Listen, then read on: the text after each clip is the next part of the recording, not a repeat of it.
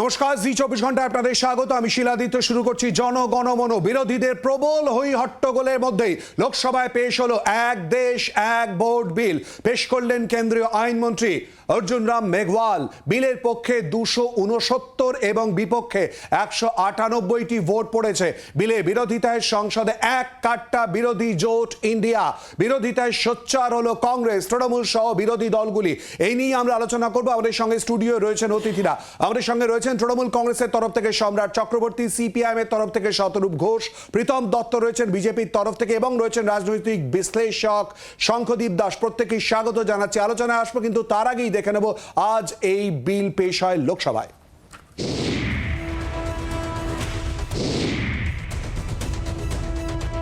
এক দেশ এক ভোটের দিকে আরও এক ধাপ এগোলো মোদী সরকার।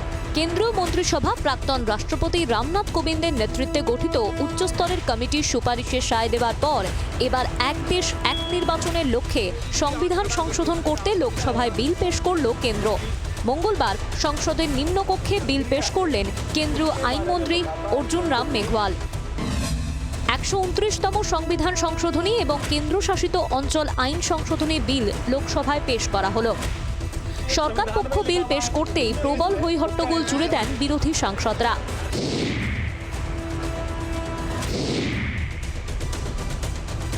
বিরোধীদের দাবি মেনে লোকসভায় ভোটাভুটির মাধ্যমে পেশ হলো এক দেশ এক ভোট বিল। বিল পেশ করা নিয়ে রীতিমতো ধুমধুমার কাণ্ড বাঁধল। রীতিমতো ভোটাভুটি হলো। প্রথমে ইলেকট্রনিক ভোট নেওয়া হলো, তারপর কয়েকজন সাংসদের আপত্তিতে ব্যালট পেপারেও ভোট হলো। আর সেই ভোটে জয়ী হলো শাসক দল, শাসক শিবির, সরকার পক্ষ। বিলের পক্ষে 269টি ভোট পড়েছে, বিপক্ষে ভোট দিয়েছেন 198 জন সাংসদ। এক দেশ এক ভোট বিলের বিরোধিতায় এদিন লোকসভায় এক কাট্টা দেখা গেল বিরোধী জোট ইন্ডিয়াকে। একজোট হয়ে কেন্দ্রের আনা বিলের বিরোধিতায় সোচ্চার হলো কংগ্রেস, তৃণমূল, সমাজবাদী পার্টি, ডিএমকে, আইইউএমএল, উদ্ধবের শিবসেনা সহ ইন্ডিয়া জোটের সদস্য তাবুর বিরোধী দলগুলি। It's against the federalism of our nation and we are opposing the bill. নিজের এক্স হ্যান্ডেলে তৃণমূলের সর্বভারতীয় সাধারণ সম্পাদক তথা ডায়মন্ড হারবারের সাংসদ লিখেছেন, এক দেশ এক ভোট বিলে মানুষের নিয়মিতভাবে ভোট দেওয়ার মৌলিক অধিকার হরণ করা হবে। এই অধিকারই সরকারকে দায়বদ্ধ করে। এই বিল গণতন্ত্রের ভিতের উপর আঘাত। বাংলা চুপ করে বসে থাকবে না। যে কোনো সরকারকে গতিচ্যুত করে দেওয়া, পুল ডাউন করে দেওয়া, শাসক দল বর্তমানে যারা বিজেপি, তাদের মূল খেলা, এর পিছনে একটা লুকায়িত এজেন্ডা আছে, যাকে আমরা বলি হিডেন এজেন্ডা।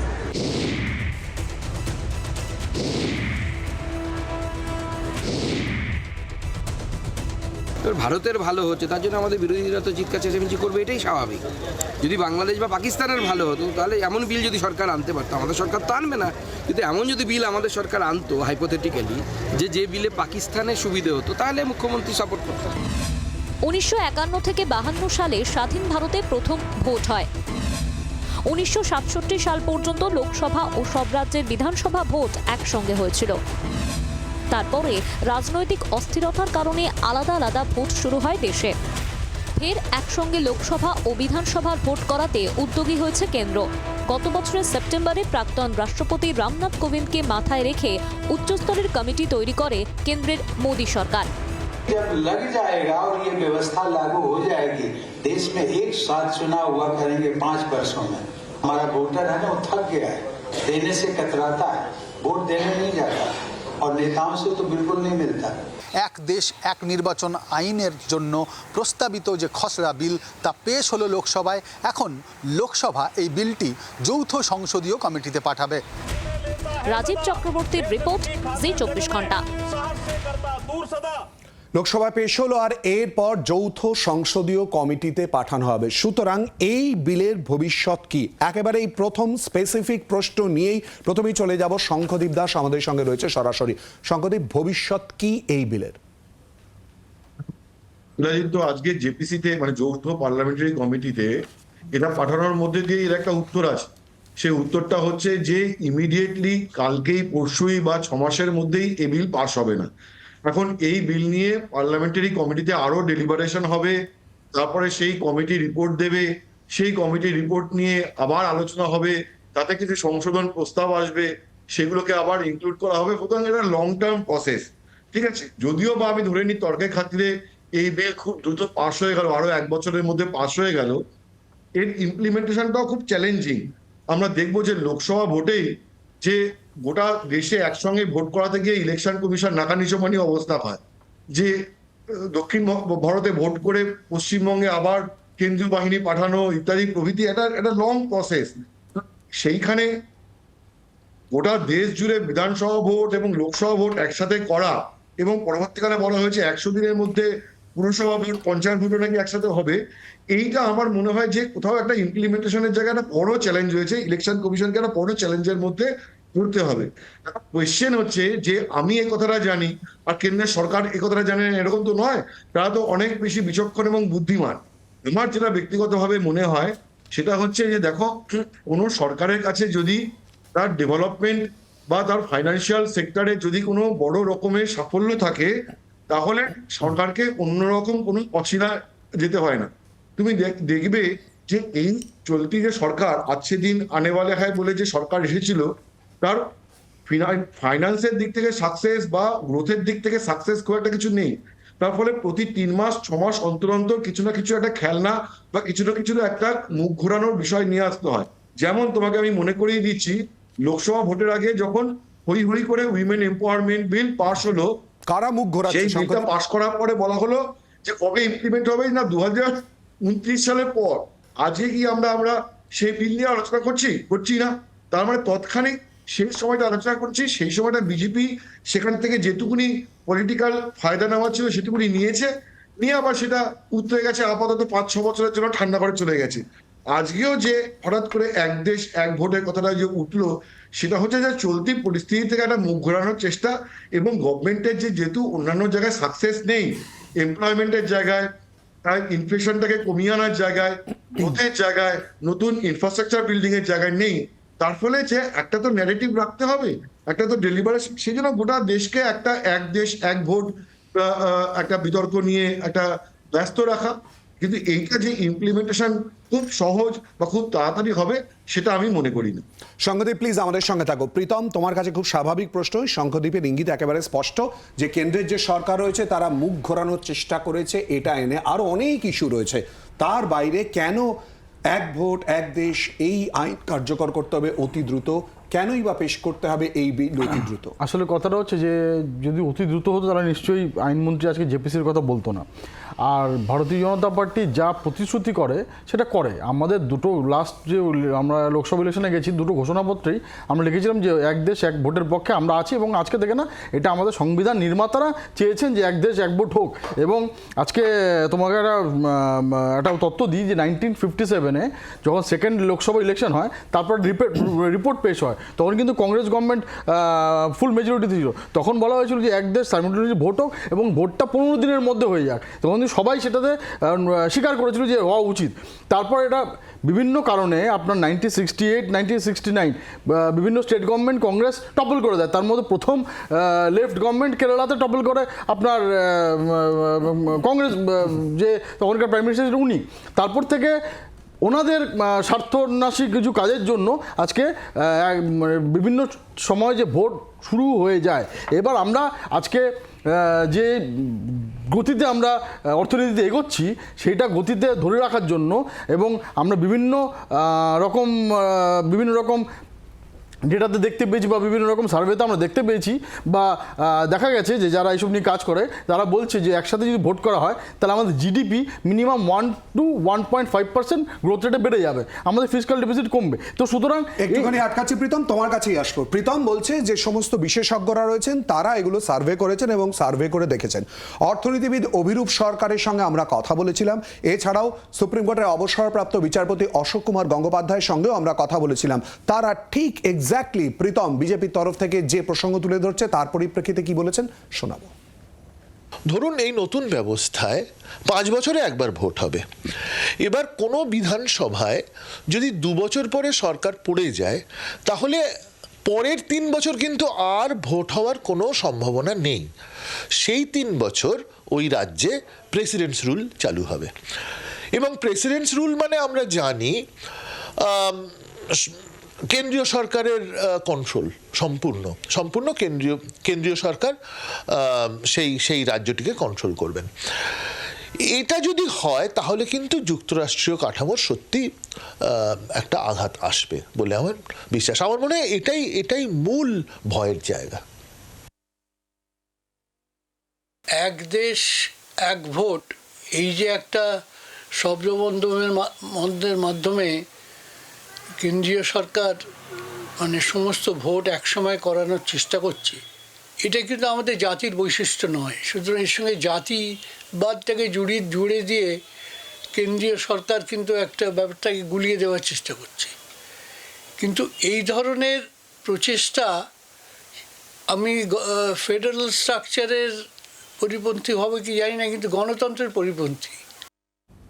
প্রীতম, তুমি বিশেষজ্ঞদের মত শুনলে, গণতন্ত্রের পরিপন্থী কি বলবে? দেখুন, অভিরূপ সরকারের বিশেষজ্ঞ কীরকম বিশেষজ্ঞ সেটা আমরা সবাই জানি যারাই পলিটিক্সে আছি।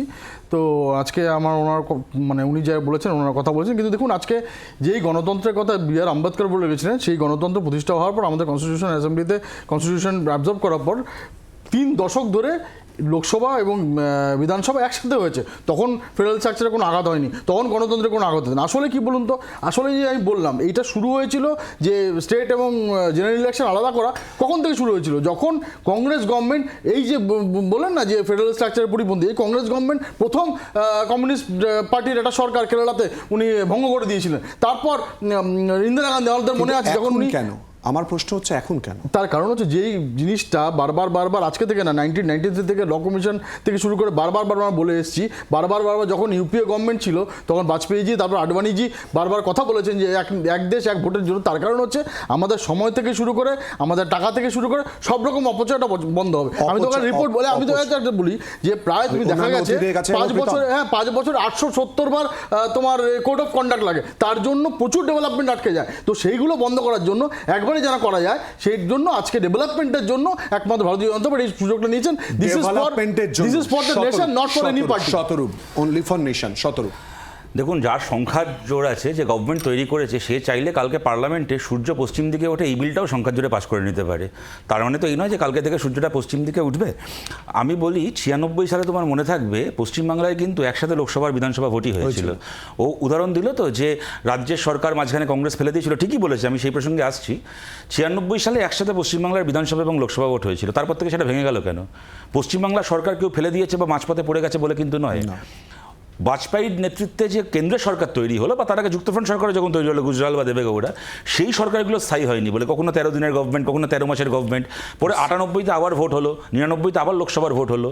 সুতরাং 96-তে নির্বাচিত পশ্চিমবাংলার বিধানসভা 2001 অব্দি চললো, কিন্তু 96-তে নির্বাচিত ভারত সরকার চলতে পারলো না বলে বারবার করে ভোট করতে 2004-এ গিয়ে আবার লোকসভার ভোট হলো।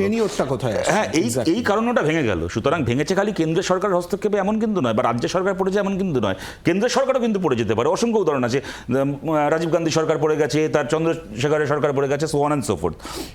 সুতরাং আজকে এই নিয়মটা করতেই পারে, কিন্তু যে বাস্তবতা আমরা দাঁড়িয়ে আছি, আজ থেকে 30 বছর পরে আবার এই এক পয়েন্টে এসে দাঁড়াবো, তখন হয়তো এটাকে কোনো রিবুট করা। তুমি এখন থেকে হাত তুলছো কেন? বললে তো এতক্ষণ ধরে, শোনো না একটুখানি, এটাকে রিবুট করা, তার বেশি কিন্তু কিছু না। দ্বিতীয় কথা হচ্ছে, ও কংগ্রেসের গভর্নমেন্ট ফেলে দেওয়ার কথা বললো। দেখো, গভর্নমেন্ট তো ভাই তোমরাও ফেলতে বাকি রাখোনি, কংগ্রেসের কোনো ভালো থাকো কি না থাকো, কোনো খারাপ তো শিখতে বাকি রাখোনি। উত্তরাখণ্ডের গভর্নমেন্ট মোদীর সরকার ফেলেছে মাঝপথে, মধ্যপ্রদেশের গভর্নমেন্ট খরিদ ফরত করে এরা ফেলেছে মাঝপথে। এই কয়েক বছরের সাম্প্রতিক ইতিহাস বলছি। মহারাষ্ট্রের গভর্নমেন্ট, কর্ণাটকের গভর্নমেন্ট, এদের জন্য মিড টার্মে পড়ে গেছে, নতুন করে ভোট হয়েছে। অতএব বিজেপিও যখন গভর্নমেন্ট ফেলবে তখনও তো এই প্রশ্নটা চলে আসবে যে তাহলে সেই রাজ্যগুলো কি আবার নির্বাচিত সরকার পাওয়ার জন্য 4 বছর 3.5 বছর অপেক্ষা করবে? 52 সাল থেকেও ভুল বললো, 3 দশক নয় 1.5 দশক। 52 সাল থেকে 67 সাল পর্যন্ত আমাদের দেশে 51 থেকে ওয়ান ইলেকশনই হয়েছিল, একদম ডবল করে দিল ব্যাপারটাকে, যাকে তথ্যগত ভুল। 67 সালের পরে যে বাস্তবতাটা আমরা ফেস করেছি, এই বাস্তবতাটাই কিন্তু রিপিটেড হবে। ও পারলে সংখ্যার জোরে যে যাই বিল পাস করাক না কেন। আর আমার লাস্ট কথা এই প্রসঙ্গে আমি এখন বলছি, বললে এখন অনেক কথা বলা যায়, নিশ্চয়ই পরে সেই সুযোগ পাবো। একটা কথা বলেই শেষ করছি।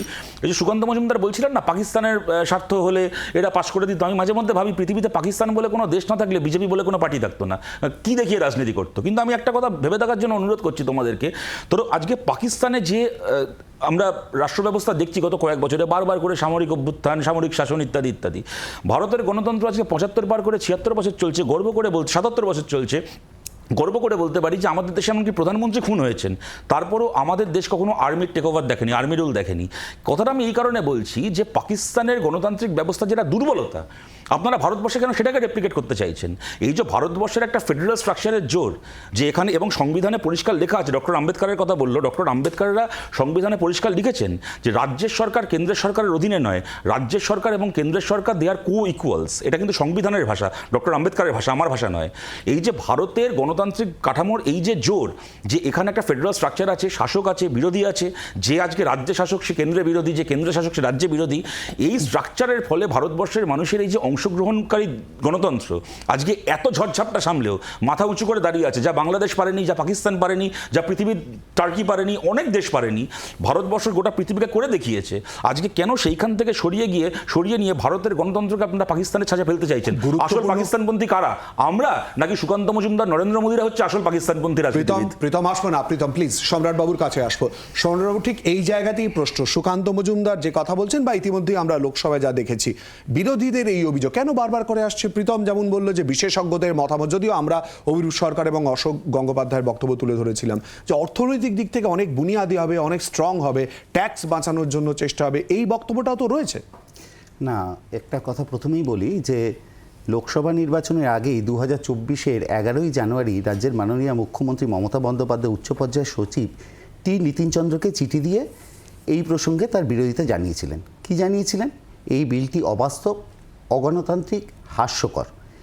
কারণ ভারতবর্ষের ক্ষেত্রে এই বিলটাকে পাস করাতে গেলে প্রথমে সংবিধান সংশোধন করতে হবে। তা সংবিধান সংশোধন করার শক্তি, গরিষ্ঠতা বিজেপি দলের আছে কিনা তা তারা নিজেরাই বলতে পারে এবং তারা নিজেরাও জানে। সংসদের উভয় কক্ষে সংখ্যাগরিষ্ঠতা পেশ করার ক্ষমতা এই মুহূর্তে বিজেপির নেই। আজ বিলের পক্ষে ভোট পড়েছে 269টি। বিজেপির তরফ থেকে গতকালই হুইপ জারি করা হয়েছিল, সমস্ত সাংসদদের উপস্থিত থাকতে হবে। 20-র বেশি সাংসদ আজ অনুপস্থিত ছিলেন। সংবিধান সংশোধন করতে গেলে 2/3 সংখ্যাগরিষ্ঠতা প্রয়োজন। রাজ্যসভা 243 জনের মধ্যে 164 জন প্রয়োজন, যেখানে বিজেপি বা এনডিএর 112 জনের বেশি এই মুহূর্তে নেই। লোকসভায় 543টা আসনের ক্ষেত্রে 364টি প্রয়োজন, যেখানে বিজেপি এককভাবে 240টা আসনে আছে এবং এনডিএ নিলে 292 টপকাতে পারছে না। আজ 269টি ভোট পড়েছে পক্ষে, 292টা টপকাতে পারছে না।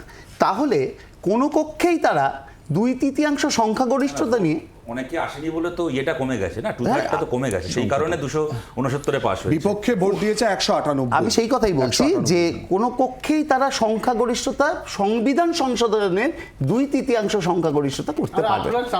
সাপোর্ট করেন কিনা সেটা বলুন না। না, আমরা তো সাপোর্ট করি না, এটা প্রথমেই বলছি, আমাকে বলতে দিন, আগে বলতে দিন। দ্বিতীয় কথা হচ্ছে এই বিলটা যদি পাস হয় তাহলে বহু রাজ্যে ভোট হয় এগিয়ে আনতে হবে, নয় পিছিয়ে দিতে হবে। এটা কিন্তু সংবিধান বিরোধী, এই কথাটা বলা হচ্ছে।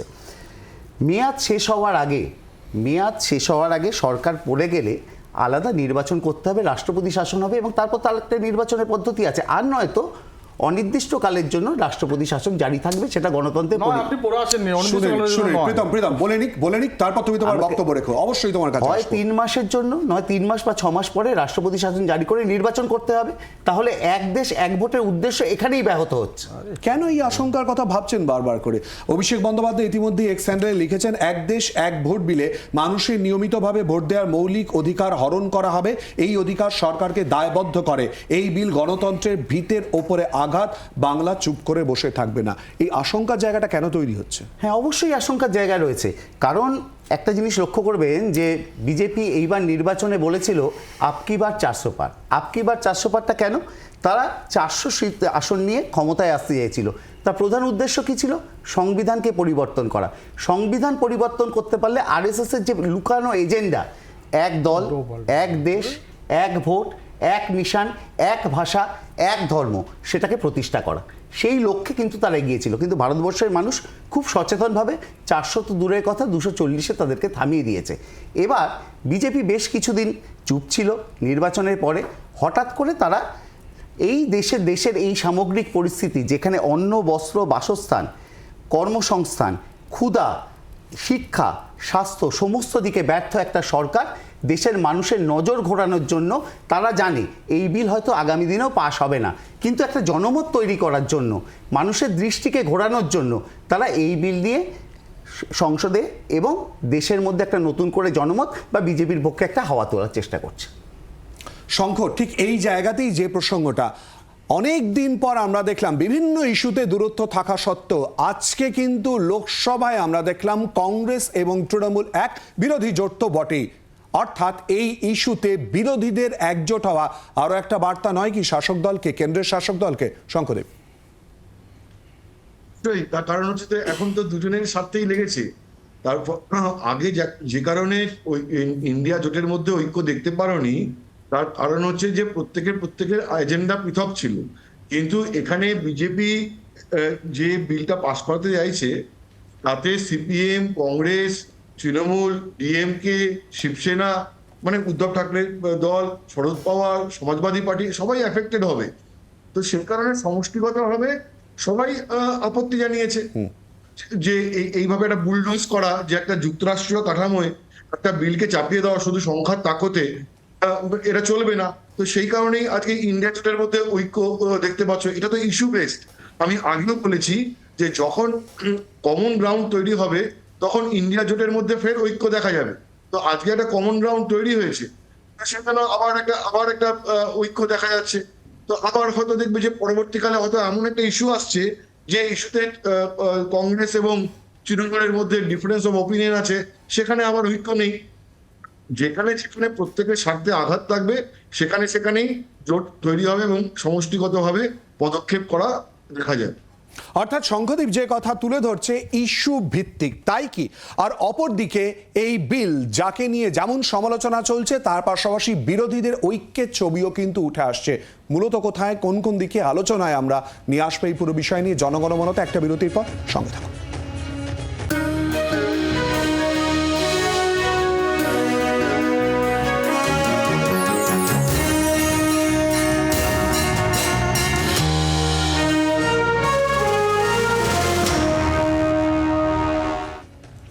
এক দেশ এক ভোট বিল নিয়ে আমরা আলোচনা করছি জনগণমনতে, আর এই নিয়ে লোকসভায় অমিত শাহ তিনি ঠিক কি বলেছেন শোনাবো। समय के साथ साथ देश भी बदलना चाहिए, समय के साथ साथ कानून भी बदलने चाहिए और समय के साथ साथ समाज भी बदलना चाहिए। परिवर्तन इस जीवन का मंत्र है, सत्य है। इसको हमारे संविधान सभा ने स्वीकार किया था। इसलिए आर्टिकल 368 में संविधान संशोधन इसके लिए प्रोविजन किया गया। সময়ের সঙ্গে সঙ্গে পরিবর্তন দরকার অমিত শাহ বলছেন। সম্রাট বাবু, সেই পরিবর্তনে আপনারা থাকছেন না? সংবিধান পরিবর্তন করা দরকার। আবার একই কথা বলছি, সংবিধান পরিবর্তন করার মতো সংখ্যাগরিষ্ঠতা এনডিএ বা বিজেপি নেই। তারা নিজেও জানে এই বিলটা তারা পাশ করাতে পারবে না। একটা দিকে মানুষের দৃষ্টি ঘোরানোর জন্য সম্পূর্ণভাবে মানুষের দৃষ্টি, নরেন্দ্র মোদী প্রথমবার থেকে একটা অবিবেচক অযোগ্য লোক দেশের প্রধানমন্ত্রী হয়ে যা কথা বলেছেন, বিদেশ থেকে কালো টাকা ফিরিয়ে এনে 15 লক্ষ টাকা, বাস্তবে সম্ভব হয়নি। বছরে 2 কোটি বেকারের চাকরি, সম্ভব হয়নি। করোনার সময় থালা বাসন বাজান, তাতে করোনা চলে যাবে, হয়নি। জাল নোট, নোটবন্দির ফলে জাল নোট বন্ধ হবে, কালো টাকা উদ্ধার হবে, গরিব বড়লোক হবে, হয়নি। জিএসটির ফলে মানুষের জিনিসপত্র নিত্য প্রয়োজনীয় দাম কমে গেলে মানুষের সুবিধা হবে, কোনোটাই হয়নি। আজকে নতুন করে যে জিগির তারা তুলছে এক দেশ এক ভোট, সেটা শুধুমাত্র আরএসএস এবং বিজেপির যেটা গোপন এজেন্ডা, এক দলীয় পরিকাঠামো, এক নায়কতন্ত্র প্রতিষ্ঠা করা এবং দেশে নরেন্দ্র মোদীর চাহিদা খুব সামান্য, একটা কথা বলে খুব সামান্য, বিরোধীমুক্ত দেশ, প্রশ্নমুক্ত সংসদ, মেধামুক্ত ভক্ত আর স্ত্রীমুক্ত সংসার। এর বাইরে নরেন্দ্র মোদীর কোনো চাহিদা নেই। পর তো অভিযোগ করছে, এত এজেন্ডার কথা, হিডেন এজেন্ডার অভিযোগ হচ্ছে, পর তো অভিযোগ। কেন টাকা মারা কোম্পানিদের এই অভিযোগ শুনতে আমরা একটা শুনি আর দ্বিচারিতা দেখি। এই জিএসটিতে এখন আমরা থার্ড লার্জেস্ট স্টেট যে বলে, এবং আজকেই মমতা ব্যানার্জি বলেছেন যে আমরা এতগুলো টাকা নিয়ে চলে গেল, আমাদের দিল না, আমরা চুরি করার পর আমাদের টাকা দিতে হবে। যাই হোক, তো অভিষেক ব্যানার্জি তোমার বক্তব্য, চুরি করার বক্তব্য তোমার, 100% একদম 100%। একটু আগে অভিষেক ব্যানার্জি কি সব কথা বললো না, এই মমতা ব্যানার্জি তিনি নাকি স্টুডেন্ট রাজনীতি করতে করতে এত জায়গায় এসছেন, অথচ এখানে স্টুডেন্ট ভোট বছরকে বছর বন্ধ করে রেখেছে। আমরা দেখেছি হাওড়া মিউনিসিপ্যাল কর্পোরেশন, বালি মিউনিসিপ্যাল কর্পোরেশন, তাদের ভোট বন্ধ। না এবার না, আমি তাদের ডেমোক্রেসির কথা বললাম, যারা বড়রা কথা বলে ডেমোক্রেসি নিয়ে, তারা কি করছে সেই কথা বলবো। হিডেন এজেন্ডার অভিযোগ করছে, ওই সব হিডেন এজেন্ডা উনি জানেন, উনি বলতে পারেন ওনার কথা।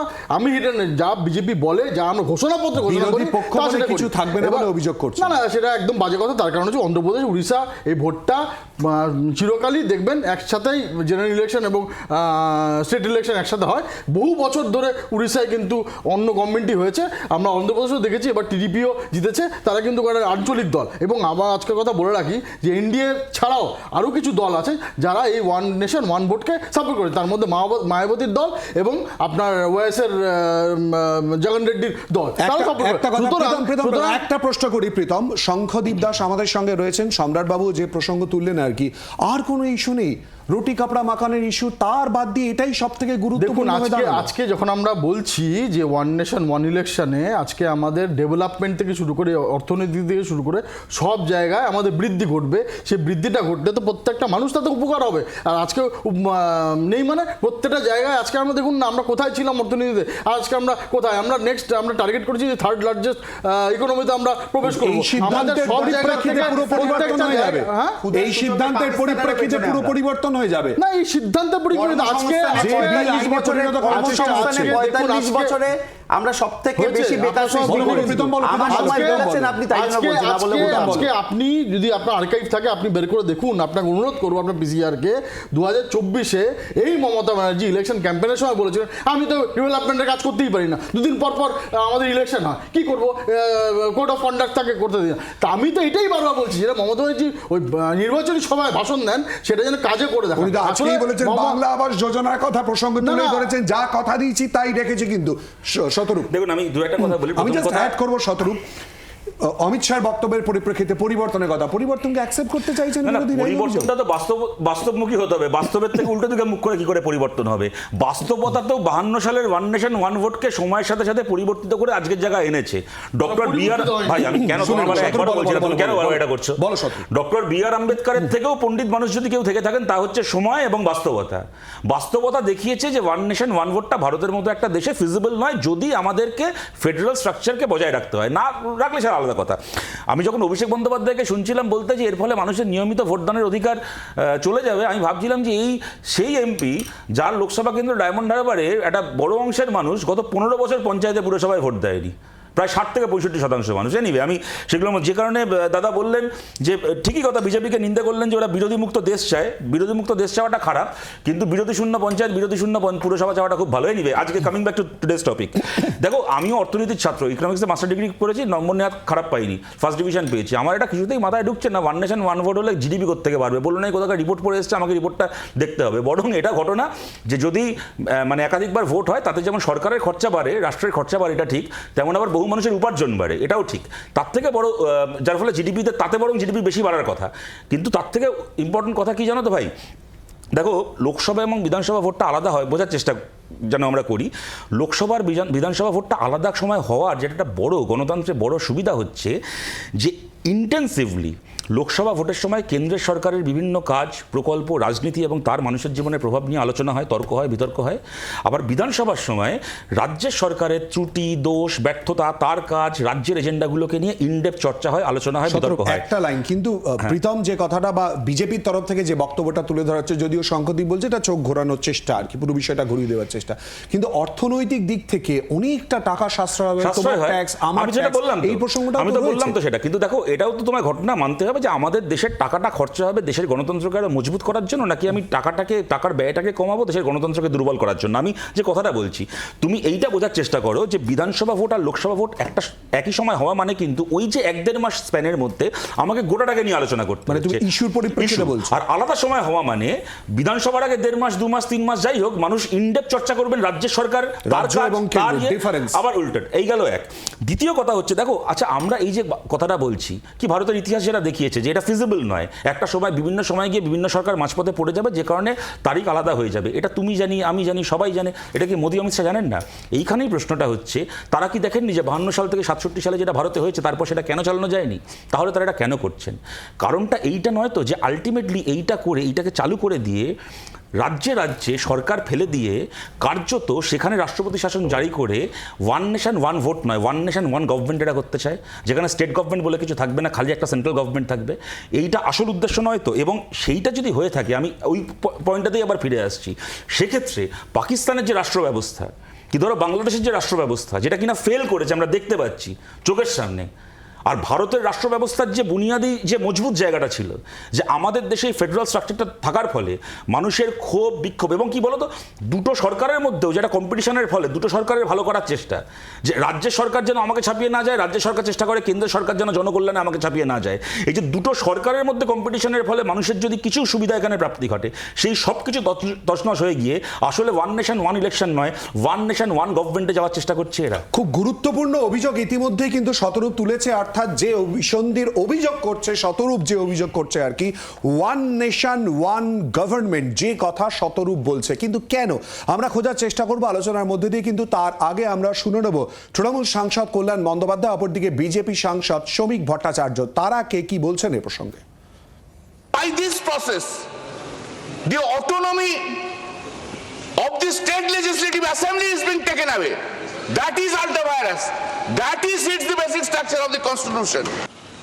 Till doomsday, a party cannot remain as a ruling party. One day it will be changed. Not an election reforms. It is just a fulfillment of one gentleman's desire and dream. Nothing more than that. Trinamool আবার গণতন্ত্রে বিশ্বাস করে নাকি? তৃণমূলের কাছে নির্বাচনটা কোনো choice নয়, কম্পালশন। তৃণমূল নির্বাচন চায় না। তৃণমূল একটা পরিবারতান্ত্রিক স্বৈরাচারী রাজনৈতিক দল। তাদের দলের মধ্যেই কোনো গণতন্ত্র নেই। যে দলের নিজেরই কোনো গণতান্ত্রিক পরিবেশ নেই, সম্পূর্ণ ব্যক্তি মালিকানাধীন অবস্থায় আছে, তো সেই দলের নেতা কি বললেন আর কি না বললেন তার কোনো প্রতিষ্ঠা পশ্চিমবঙ্গের জনমনে নয়, ভারতবর্ষ জনমনে নেই। সম্রাটবাবু, বিজেপির অভিযোগ তো আপনাদের দিকে, এবং গণতন্ত্রকে বিশ্বাস করেন কিনা সেই প্রশ্নও কিন্তু আপনি শুনলেন শ্রমিকদার বক্তব্য। শতরূপ একটু আগে যেটা বলছিল সেই প্রসঙ্গে বলি, শতরূপ পশ্চিমবঙ্গে অভিষেক বন্দ্যোপাধ্যায় ডায়মন্ড হারবারে কেন্দ্র নিয়ে বললো, অথচ ত্রিপুরা নিয়ে কোনো কথা বললো না শতরূপ। ত্রিপুরায় তার মানে ধরে নেওয়া যায় যে ত্রিপুরাতে পঞ্চায়েত নির্বাচনগুলোতে শতরূপ বা আমি তো পুরোটাই বিজেপির বিরুদ্ধে বলছি, আলাদা করে তো ত্রিপুরার মধ্যপ্রদেশ বলতে হবে কেন? এখানে অভিষেক বন্দ্যোপাধ্যায় যেটা বলছেন তার সঙ্গে ওনার নিজের কেন্দ্রটা মিলছে না বলে বললাম। অদ্ভুত কথা, অদ্ভুত যুক্তি দাদা এটা। আমি তো বিজেপির পলিসিটারই বিরুদ্ধে বলছি, আলাদা করে ত্রিপুরা আর মধ্যপ্রদেশ আলাদা করে বলতে যাবো কেন? সেটাই বলছি যে ভারতবর্ষে শ্রমিক ভট্টাচার্য কি বলেছেন সেই প্রশ্ন থেকে গুরুত্বপূর্ণ হচ্ছে ভারতবর্ষের বিভিন্ন অঙ্গরাজ্যের ইতিহাস, ভূগোল এবং রাজনৈতিক রসায়নটা আলাদা। সেক্ষেত্রে দাঁড়িয়ে এই নির্বাচন যে প্রেক্ষিতে, দেখুন বিধানসভা নির্বাচনের ক্ষেত্রে প্রেক্ষিত কী হয়, যদি আমি পশ্চিমবঙ্গের কথা ধরি, পশ্চিমবঙ্গের বিধানসভা নির্বাচনের ক্ষেত্রে মানুষ চিন্তা করে যে কন্যাশ্রী, স্বাস্থ্যসাথী, লক্ষ্মীর ভাণ্ডার এই প্রকল্পগুলো আমরা পাবো। এবং লোকসভা নির্বাচনে আমরা যদি দেখি যে 2019 লোকসভা নির্বাচনে বিজেপি 18টা সিট পায়, এবং সেই 18টা সিট অনুযায়ী যে সংখ্যায় বিধানসভা কেন্দ্রগুলোতে তারা জিতেছিল 2021-এ কিন্তু জেতেনি। বিধানসভা এবং লোকসভা নির্বাচনের প্রেক্ষিত আলাদা, এবং মানুষকে সেই প্রেক্ষিত অনুযায়ী ভোট দেওয়ার জন্য ন্যূনতম। আজকে যে প্রশ্নটা করা হচ্ছে, একটুখানি আটকাচ্ছি, আপনাকে প্রশ্ন করবো, উত্তর আমি সকলে, প্রীতম প্লিজ, প্রত্যেকের কাছেই যাবো আর কি। মানে আমরা তো দাবি করি বা আমরা ভরসা করি আর কি, পশ্চিমবঙ্গের মানুষ এবং ভারতের মানুষ রাজনৈতিকভাবে খুবই সচেতন। তাহলে এই যে ইস্যু ভিত্তিক আলোচনা, বিধানসভা নির্বাচন এবং লোকসভা, এটা বোঝাতে কি খুব কষ্ট হবে? না না, খুব কষ্টের ব্যাপার নয়, সেটা হতে পারে, কিন্তু কোথাও এখন লোকসভা নির্বাচন এবং বিধানসভা নির্বাচন একসাথে হচ্ছে, মানে আগামী দিনে নাও হতে পারে, কিন্তু এটা একটা বাধ্যবাধকতা, লোকসভা নির্বাচন এবং বিধানসভা নির্বাচন একসাথেই করতে হবে। তাতে যাই হোক, একটা জায়গা আমি বুঝতে পারছি না, অর্থনৈতিক সুবিধা হবে, অর্থনৈতিক লাভ হবে, খরচ কমবে, ট্যাক্সের টাকা বাঁচবে, তাই দিয়ে উন্নয়ন হবে, এই পরিসংখ্যানটা কিন্তু পরিষ্কার নয়। কতটা প্রচুর, আমি আজকে যা ইভিএম মেশিন আছে, কিন্তু এটা তো শতরূপ বলছে, এটা একটা গুরুত্বপূর্ণ না না না, কখনোই আমি তা বলিনি ভাই। আমি দাদা ইন্টারাপ্ট করছি না, আপনি বলবেন। আমি খালি এইটা বললাম যে সরকারের খরচা কম হতে পারে, আবার সরকারের খরচা কম হচ্ছে মানে জনগণের উপার্জন কম হচ্ছে। তুমি একটা জিনিস বোঝা যাচ্ছে, একটা লোক, আমি ছোট একটা পাতি উদাহরণ দিচ্ছি, একটা লোক ডেকোরেটিং এর ব্যবসা করে, কেমন একবার ভোট হচ্ছে মানে সে একবার মানে প্যান্ডেল বাঁধবে, ভোটের প্রচার হবে। দুবার ভোট হচ্ছে মানে সে মানে 5 বছরে দুবার তার ভোটের প্রচারে প্যান্ডেল বাঁধবে, তার দুবার উপার্জন হবে। সুতরাং জিডিপিটা যখন ক্যালকুলেট করা হয়, খালি গভর্নমেন্টের স্পেন্ডিং দিয়ে ক্যালকুলেট করা হয় না, যে ভারতের যে একজন নাগরিক, একজন ইন্ডিভিজুয়াল, সে কত টাকা উপার্জন করছে, গ্রস ডোমেস্টিক প্রোডাকশন কত হচ্ছে, সেই প্রোডাকশন দিয়ে ফ্লেক্স ছাপানো, ব্যানার ছাপানো, এটা খালি ব্যয় নয়, এটা কিন্তু আয়ও। আর এই যে খরচের কথা বলা হচ্ছে, আমি যদি কালে খাওয়া দাওয়া বন্ধ করে দিই, আধ পেটা খেয়ে থাকি, আমার অনেক টাকা বাঁচবে। তাহলে কি টাকা বাঁচানোর জন্য আধ পেটা খেয়ে থাকাটা স্বাস্থ্যের লক্ষণ? গভর্নমেন্ট টাকাটা গণতন্ত্রের পেছনে খরচা করবে নাই বা কেন? এটা কোনো সরকার যে যুক্তিটা দিচ্ছে আমার যুক্তি হতে পারে না। এটাও মানে আমি যদি আধ পেটা খাই, বাইরে করব না কালকে থেকে। অর্থনৈতিক দিক থেকে এমন বাড়িতে ইলেকট্রিক বিল দেব না। এই প্রসঙ্গটাও কিন্তু খুব গুরুত্বপূর্ণ। গণতন্ত্রের জন্য কেন খরচা? আমি বাড়িতে ইলেকট্রিক বিল দেব না, অন্ধকারে বসে থাকবো, ইলেকট্রিক বিল দেব না, মোমবাতি জ্বালিয়ে বসে থাকবো, আমার কোনো খরচা হবে না, অনেক টাকা বাঁচবে। ওইটা তো কোনো সুস্থ জীবন হতে পারে না। এইগুলো কোনো গণতন্ত্রের জন্য কেন খরচা করবো না? প্রীতমের কাছে এই প্রশ্ন নিয়ে আসবো। সম্রাটবাবু, হ্যাঁ, যেটা বলছিলাম যে এখান থেকে যে অর্থনৈতিক সাশ্রয়, নিশ্চয়ই আমরা ভারতবর্ষ গরিব দেশ, অর্থনৈতিক সাশ্রয় হলে কার না ভালো লাগবে, কিন্তু পরিসংখ্যানটা কি, কতটা অর্থনৈতিক সাশ্রয় হবে? এক দেশ এক ভোটের ক্ষেত্রে ত্রিশঙ্কু সরকার হলে সেক্ষেত্রে যদি আবার অন্তর্বর্তী নির্বাচনের প্রয়োজন হয়, সেখানে কি অর্থ খরচ হবে না?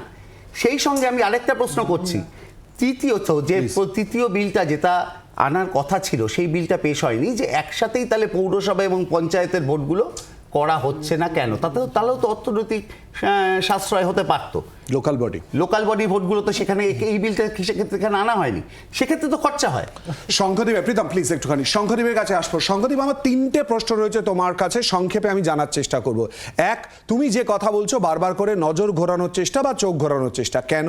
2 হচ্ছে শতরূপ যে প্রসঙ্গটা বা যে চিন্তাটা শতরূপের মধ্যে ঘোরাফেরা করছে, ওয়ান নেশন ওয়ান ভোট নয়, ওয়ান নেশন ওয়ান গভর্নমেন্ট। আর তৃতীয়, সম্রাটবাবু এবং সকলে যে কথাটা বলছেন যে আমরা ভাবছি, আমরা আলোচনা করছি, কিন্তু কেন্দ্রের সরকার আলোচনা করেনি, একটা বিধানসভা শেষ হবে, ওয়ান নেশন ওয়ান ভোট না হলে মধ্যখানে টেনিওরে কি হবে? এটা তো হতে পারে না। শঙ্খদেব, প্রথম প্রশ্নটা একবার রিপিট করবে। প্রথম প্রশ্ন যেটা মূলত করতে চাইছি সেটা হচ্ছে যে তুমি যে অভিযোগটা করলে যে মূলত নজর ঘোরানোর চেষ্টা বা তোমার শব্দ বা বাক্যবন্ধনীতে চোখ ঘোরানোর চেষ্টা, কেন? হ্যাঁ, তার কারণ হচ্ছে যে দেখো, একটা গভর্নমেন্ট যখন 8 বছর 10 বছর ধরে চলে, তখন স্বাভাবিকভাবে মানুষ জানতে চায় যে এই গভর্নমেন্টের সাকসেস স্টোরিটা কি। তুমি দেখো যে গত লোকসভা ভোট যখন হয়, তখন প্রধানমন্ত্রী নরেন্দ্র মোদী পশ্চিমবঙ্গে এসে খালি পশ্চিমবঙ্গে কোথায় কি ইস্যু আছে, দুর্নীতি, পশ্চিমবঙ্গের সন্দেশখালি, পশ্চিমবঙ্গের বিষয় আশাই তার প্রচারের বিষয়বস্তু ছিল। 10 বছর গভর্নমেন্ট চালানোর পরে কি এমপ্লয়মেন্ট জেনারেশন হয়েছে, দেশের কি ইকোনমিক গ্রোথ হয়েছে, ফাইন্যান্সিয়ালি মানুষ কতটা বেটার প্লেসড রয়েছে, কৃষকরা তাদের উৎপাদিত পণ্যের দ্বিগুণ মূল্য পেয়েছেন কিনা, এইসব বিষয়গুলো কিন্তু আলোচনায় একেবারে আসেনি। এবং আমি রাইটলি শতরূপ যে কথাটা বলেছে, আমি 16 আনা সেটাতে বিশ্বাস করি। সেটা হচ্ছে যে দেখো, একটা সময় তো গোটা দেশে কংগ্রেস ক্ষমতায় ছিল, তারপরে রিজিওনাল পার্টিগুলো তৈরি হলো। কেন রিজিওনাল পার্টিগুলো তৈরি হলো? তারা রিজিওনাল অ্যাসপিরেশনটাকে ফুলফিল করার একটা প্রতিশ্রুতি দিয়ে তারা ক্ষমতায় এলো। ফলে আজকে আমরা দেখছি অনেক জায়গায় কংগ্রেস ভেঙে যে রিজিওনাল পার্টি তৈরি হয়েছে, তারা অনেক বেশি স্ট্রং। তো একসাথে যদি লোকসভা ভোট এবং বিধানসভা ভোট হয়, তাহলে রিজিওনাল অ্যাসপিরেশন, রিজিওনাল মানুষের যে স্থানীয় সরকার নিয়ে যে উপলব্ধি, সেটার সঙ্গে কেন্দ্রীয় সরকারের যে পারফরমেন্স, সেটা কোনো একটা জায়গায় গুলিয়ে দেওয়ার চেষ্টা, বা রাজ্যের বিষয় দিয়ে কেন্দ্রের ইলেকশনে জেতার বিষয় রয়েছে। তো এইটা না এটা একটা সুস্থ পরিস্থিতি নয়। এবং কোথাও না কোথাও একটা যে যুক্তরাষ্ট্রীয় কাঠামোর যে কেন্দ্র রাজ্য একটা যে ক্ষমতার বিন্যাস, সেটাকে একটা ঘেটে যাওয়ার একটা আশঙ্কা রয়েছে। এবং দ্বিতীয় বিষয়টা হচ্ছে, শতরূপ যে কথা বলছেন, এইটা হচ্ছে বিরোধীদের এই অ্যাপ্রিহেনশনটা থাকা খুব স্বাভাবিক। তার কারণ হচ্ছে গত 5 বছর বা 10 বছরের মেয়াদে যেভাবে আমরা নির্বাচিত সরকার পড়ে যেতে দেখেছি, নরেন্দ্র মোদীতে অনুপ্রাণিত হয়ে যেভাবে মহারাষ্ট্রের সরকার পড়ে গেছে, যেভাবে উত্তরাখণ্ডের সরকার ফেলে দিয়ে সেখানে রাষ্ট্রপতি শাসন জারি করা হয়েছে, যেভাবে অরুণাচলের সরকার ফেলে দিয়ে রাষ্ট্রপতি শাসন জারি করা হয়েছে, তার ফলে বা যেভাবে পশ্চিমবঙ্গে ঘন ঘন অভিজিৎ গঙ্গোপাধ্যায় বা শুভেন্দু অধিকারী বা দিলীপ ঘোষরা 356 রানের প্রয়োগের কথা বলেন, দাবি তোলেন, তার ফলে হচ্ছে যে বিরোধীদের কাছে এই অ্যাপ্লিকেশনটা ওঠা খুবই স্বাভাবিক। তারা আতঙ্কিত হতে পারে যে রাষ্ট্রপতি শাসন জারি করে এক সরকারে পরিণত করতে পারে। নিতেই হবে, কারণ এই যে অভিযোগটা উঠে আসছে ইতিমধ্যেই শতরূপ যে প্রসঙ্গে আলোচনায় নিয়ে চলে এলো, কার্যত অভিযোগ করলো, এবং তুমিও যে বাক্যবন্ধনী প্রয়োগ করলে ঘেঁটে দেওয়ার বিষয় কেন, এবং তারই সঙ্গে ওয়ান নেশন ওয়ান গভর্নমেন্ট এই প্রসঙ্গই বা আসছে কেন প্রীতম? না, প্রথম কথা হচ্ছে 1967 সালে তখন মোটামুটি দেখা গেছে প্রায় 54টা পার্টি ছিল, এবং 1967 সালে কিন্তু কেরালায় যে গভর্নমেন্টটা কংগ্রেস ভঙ্গ করেছিল সেটা কিন্তু একটা স্টেট গভর্নমেন্টের একটা কমিউনিস্ট পার্টির গভর্নমেন্ট ছিল, কংগ্রেসের গভর্নমেন্ট ছিল না। সুতরাং এই যে কথা উঠছে না যে স্টেট গভর্নমেন্টের সাথে ফেডারেল স্ট্রাকচার কোথায় আঘাত আনা হবে সেটা তো বি.আর. আম্বেদকর বুঝতে পারেনি, অথচ দাদা হয়তো বুঝে গেছেন। উনি যদি ভালো করে বুঝিয়ে দিতে পারেন তাহলে কিন্তু একটা লাইন তোমার কাছেই আসবো, 2024-এর অ্যাসপেক্টে অমিত শাহর বক্তব্য তুলে ধরলাম পরিবর্তন। আরে ভাই, আমি জাস্ট লাইনটা কমপ্লিট করিনি। 2024-এর অ্যাসপেক্টে তুমি এতগুলো রাজনৈতিক দলের কথা বলে, আমরা তো এখন বহুদলীয় রাজনৈতিক ব্যবস্থায় রয়েছি, এনডিএও তো তাই, সেই জায়গায় এই অঙ্ক কি মিলবে? আমি তো সেটাই বলছি যে বহুদলীয় রাজনীতিতে এই বহুত্ববাদী একটা গণতন্ত্রে এইটা কেন অ্যাপ্রিহেনশন করে ভারতবর্ষের অর্থনৈতিক যে বেগে ছুটছে তাকে পেছন দিয়ে টানা হচ্ছে। আসলে মুশকিলটা হচ্ছে এরা আজকে থেকে না, আমরা যখন 370 থেকে শুরু করে সিএ থেকে শুরু করে যখনই যেটা ইমপ্লিমেন্ট হয়েছে তখনই তার বিরোধিতা করতে হয়েছে। আসলে এরা মোদি বিরোধিতা করতে করতে কখন ভারতবর্ষের বিরোধিতা করে ফেলছে। তারা এই মোদি বিরোধিতার অভিযোগ করছে, আর এই পুরো বিষয় নিয়ে বারবার করে তৃণমূল কংগ্রেসের তরফ থেকে অভিযোগ করা হচ্ছে। কুণাল ঘোষ এবং ডেরেক ওব্রায়েন তারা কি বলছেন শোনাব। আমাদের দেশের ক্ষেত্রে এই বিল কোনোভাবেই এটা উপযুক্ত নয়। এ বিষয়ে আমাদের দলের সর্বভারতীয় সাধারণ সম্পাদক অভিষেক বন্দ্যোপাধ্যায় অত্যন্ত স্পষ্টভাবে এবং কড়াভাবে বক্তব্য জানিয়েছেন। এর আগে মাননীয় মুখ্যমন্ত্রী মমতা বন্দ্যোপাধ্যায় সমস্ত বিষয়টা ব্যাখ্যা করে দিয়েছেন। বিষয় হচ্ছে যে এইটা আমাদের দেশে প্রযোজ্য হতে পারে না। এতগুলো রাজ্য, ফেডারেল স্ট্রাকচার, এক একটা রাজ্যের ইতিহাস, ভূগোল, পলিটিক্যাল কেমিস্ট্রি সব এক এক রকম। এখানে একসঙ্গে ভোট হতে পারে না। আমাদের দেশে আপনি একটা ভোট দেবেন, তারপর 5 বছর সেই সরকার চলবে, এর কোনো গ্যারান্টি আছে? মহারাজ, আপনি যে এক দেশ এক ভোট করবেন, যদি অন্তর্বর্তী ভোট হয়ে যায় কোথাও, তো তা সে এক ভোটটা রইল কিসের? তো যে সরকার একটা রাজ্যে একদিনে ভোট করাতে পারে না, সে এক দেশ এক ভোট বলে বড় বড় কথা বলছে। এই ভারতবর্ষের পক্ষে এই থিওরি চলতে পারে না। এটা নিশ্চিতভাবে আমাদের দল খুব কড়াভাবে বিশ্লেষণ করছে এবং যথাযথভাবে সংসদে তাদের দায়িত্ব পালন করবে। We are debating the Constitution of India. Your hubris makes you bring a bill on the Constitution there at 12 noon. Bring it, we will fight you, we will defeat you. On the one nation, and you're bringing this bill. For heaven's sake, you cannot conduct one election in one state. You need 7 phases. I'll give you examples. You can't conduct one election in one constituency. You need 2 different days. খুব সংক্ষেপে প্রতিক্রিয়া নেব। প্রথমে প্রীতম, এই দেশে এই নীতি কার্যকর করা সম্ভবপর নয়, ইতিমধ্যেই তৃণমূল কংগ্রেসের বক্তব্য তুলে ধরা হলো। আর অপরদিকে কিন্তু এই প্রসঙ্গ তো উঠছে যেখানে এক রাজ্যে কয়েক দফায় ভোট হয়, এই অভিযোগও তো করছে প্রীতম। না, প্রথম কথা হচ্ছে যে আমি যে বারবার বলছি যে 3টে জেনারেল ইলেকশন অলরেডি হয়েছে, এই ভারতবর্ষতেই হয়েছে। তখন বহুদলীয় গণতন্ত্রতে অনেকগুলো পার্টি, পলিটিক্যাল পার্টি ছিল। এত চিন্তা করছে তার কারণ একটাই, যে তারা যে মানুষের কাছে যাওয়ার পক্ষে মনে কোনো দ্বিধা দ্বন্দ্ব আছে, তার কারণ হচ্ছে তারা মানুষকে বিশ্বাস করে না। ভারতবর্ষের মানুষ, একটু আগে তুমি বলে যে দে আর পলিটিক্যালি অ্যাওয়ার, দে নো। আমাদের যে পঞ্চায়েতি রাজ হয় সেখানে 3টে পর্যায়ে ভোট হয়, তারা সমিতিতেও ভোট দেয়, আপনার পুরো জেলাতেও ভোট দেয়, প্লাস একদম সদস্য ভাগ করতেও ভোট দেয়। ভারতবর্ষের মানুষকে, আমার সময় সংক্ষিপ্ত, ভয় পান আপনারা? প্রীতম বলছে আপনারা কি ভয় পান মানুষের কাছে যেতে? হ্যাঁ, ভয় পাই বলে শেষ নির্বাচনটা দেখলে, বিজেপি রেজাল্ট দেখলে বোঝা যাবে যে মাঝখানে বললে তো খুব মুশকিল হয়, সব ক্ষেত্রে মাঝখানে বলবেন না। ঠিক তৃণমূল কংগ্রেস ভয় পায় কিনা সেটা সেখানে বোঝা যায়। প্রশ্ন এখানে নয়, প্রশ্ন এখানে হচ্ছে আমরা যা শুনে এসেছি, আমরা যা দেখে এসেছি। আমরা দেখেছিলাম কি যে আচ্ছে দিন আনেওয়ালা হ্যায়, এই কথা শুনে আমরা এসেছি। স্যার, বাস্তবে আমরা কি পেয়েছি? এখন মানুষ বলছে আচ্ছে দিন ফিরিয়ে নাও, আগের বুড়ো দিন আমাদেরকে ফেরত দাও। আমরা দেখেছিলাম প্রধানমন্ত্রী নয় চৌকিদার, সেক্ষেত্রে দাঁড়িয়ে সেই কোনো কথাই বাস্তব হয়নি এবং দেশের টাকা বিদেশে চলে গেছে। কিছু মানুষ নিয়ে গেছে। আজও কিছু ব্যবসায়ীদের টাকা মুকুব করে দেওয়া হচ্ছে। ঋণ মুকুব করে দেওয়া হচ্ছে। সেক্ষেত্রে দাঁড়িয়ে ভোটারদের কাছে যেতে অর্থনৈতিক প্রীতম বলছে সুবিধার ভয় কথা পান। কিসের ভয় পাবো, কোন জায়গাতে ভয় পাবো? তাহলে ভয় পাওয়ার প্রশ্ন আসছে কোত্থেকে? এই ইস্যুর পরিপ্রেক্ষিতেই প্রীতমের বক্তব্য, তাহলে বিরোধীদের এত বাধা দেওয়ার জায়গা কেন?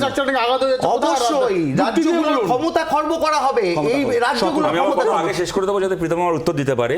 দেখো, ও একটা যেটা আমাদের শঙ্খদাকে কিছুটা ব্যক্তিগত ব্যঙ্গ করে বললো যে বি আর আম্বেদকর জানেন না, দাদা বুঝে গেছেন। এটা তো ঘটনা যে বি আর আম্বেদকর দেখেননি চন্দ্রশেখরের গভর্নমেন্টের মাঝপথে পড়ে যাওয়া, বা ভিপি সিংয়ের গভর্নমেন্টের কি বাজপেয়ী গভর্নমেন্টের দেবেগৌড়ার গভর্নমেন্টের মাঝপথে পড়ে যাওয়া। এটা তো ঘটনা যে আজকের মানুষ এই বাস্তবতা জানে যেটা ডক্টর আম্বেদকর দেখেননি। সুতরাং এই যে আমরা 1 ঘন্টা আলোচনা করলাম, এই যে প্রশ্নটা বারবার উঠে আসলো যে মাঝপথের কি রাজ্যের কি কেন্দ্রের সরকার পড়ে গেলে দেন হোয়াট, 1 ঘন্টার আলোচনায় কি এর কোনো স্পেসিফিক উত্তর পেলাম ব্যক্তিগত আক্রমণ ছাড়া? এবং দ্বিতীয় কথা হচ্ছে, দেখো আমি ওর সাথে একটা জায়গায় একমত কি তোমার সাথেও, যে মানুষ সচেতন। আমরা দেখেছি লোকসভা বিধানসভাও যখন যে রাজ্যে তামিলনাড়ুতে একসাথে হলো, একই বুথে লোকসভা একটা দল বেশি ভোট পেয়েছে, সেই বুথেই বিধানসভায় অন্য দল বেশি ভোট পেয়েছে। এইটা হয়, মানুষের ওপর এই আস্থা 100 বার রয়েছে। কিন্তু দেখো, যেটা ডক্টর বি আর আম্বেদকর দেখে যাননি, যে আমি প্রশ্ন করলাম, কিন্তু মোদী অমিত শাহ দেখেছে যে বাস্তবতা, তা সত্ত্বেও ওরা এরকম একটা অবাস্তব জিনিস করছে কেন? এইখানেই কথাটা। দেখো, রাবণ যখন সীতাহরণ করতে আসে 10টা মাথা নিয়ে তো আসে না, সবসময় সন্ন্যাসী সেজেই আসে। আমাদের এই প্রশ্নের উত্তর খুঁজতে হবে, কারণ কি এবং তার পাশাপাশি ইমপ্লিমেন্টেশন কবে কিরকম ভাবে হয়, তার জন্য অবশ্যই উত্তর খুঁজতে হবে। আপনাদের সবাইকে ধন্যবাদ আমাদের সঙ্গে এই আলোচনায় অংশগ্রহণ করার জন্য। জনগণমন আজকের মতো এ পর্যন্তই, নিচ্ছি ছোট্ট একটা বিরতি। এরপর দেখুন 1 ঘন্টায় সারাদিন সব্যসাচী এবং নীলাঞ্জনার সঙ্গে থাকুন।